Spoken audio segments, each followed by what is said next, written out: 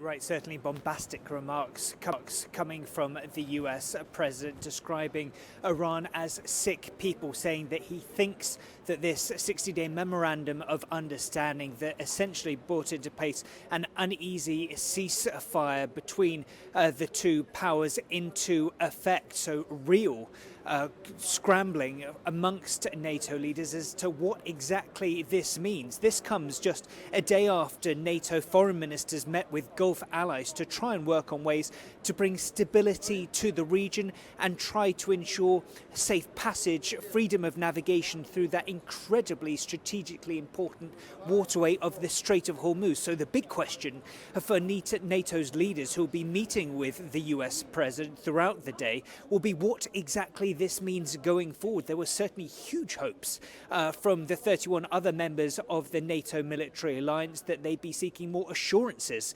from Washington that indeed this memorandum of understanding would lead to a lasting peace and that this waterway would reopen. So now huge question marks about what exactly comes next, and this comes as Mark Rutte, NATO's Secretary General, has said that the US strikes overnight against Iran were justified in response to what he said was Iran's violations of this ceasefire.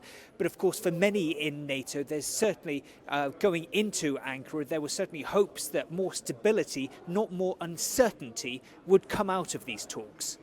And so Trump also renewed his comments on Greenland while criticizing NATO allies. So what exactly did he say, and how are those remarks being received at the summit?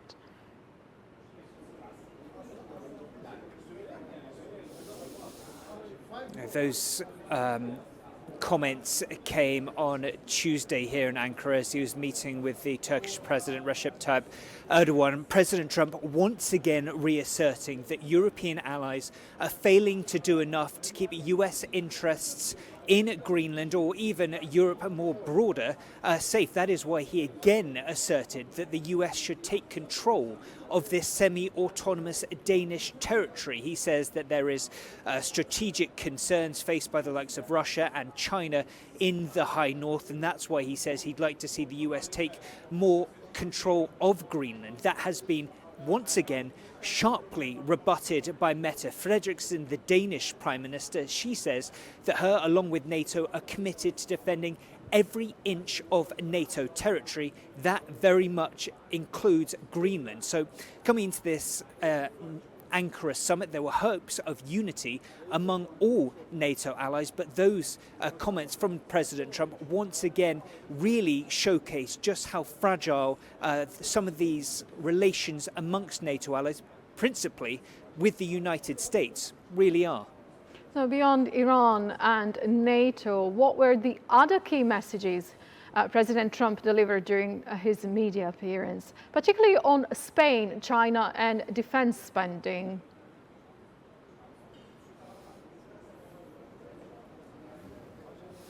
Well, when it comes to Spain and defense spending, the two issues very much interwoven. Spain has long really railed against some of these NATO commitments to ramp up defense spending. We've heard from Pedro Sanchez, the country's leader. He has maintained that there will be no cuts to welfare states, the benefits of the Spanish people because of defense, but he says that Spain is committed to those shared NATO targets of ramping up defense spending in the coming years. But he has very much drawn the ire of the Trump administration because of his reluctance to really heavily jump in to this push to rearm and to increase defense spending. That is why President Trump has stated that he wants to cut off trade. He's instructed, he says, his Treasury Secretary to sever trade ties with Madrid. He has said he wants no business with them.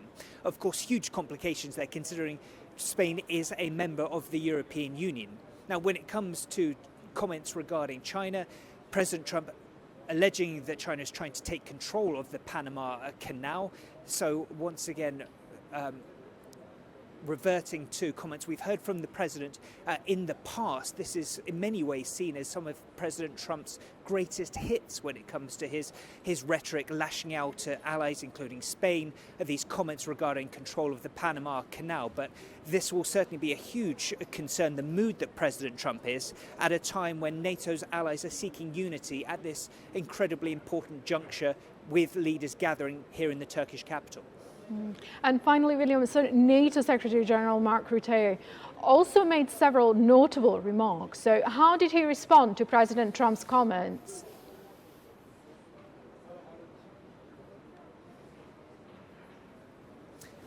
Mark Rutte has been known over the years as the Trump whisperer. He has a very close relationship with him.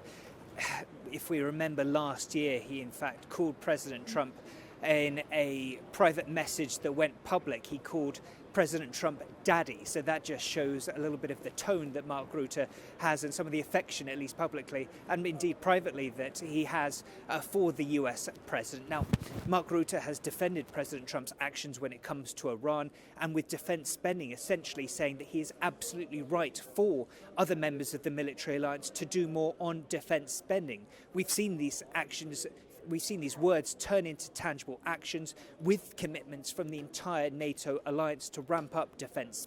Mark Rutte has likened it to a successful football team. He says that a successful team can't be based just on one brilliant player. It needs the whole team pulling its weight. That is why he was hoping this NATO summit would be an opportunity for allies to show they're not just committing to spending more, they're turning that extra cash into tangible military capabilities.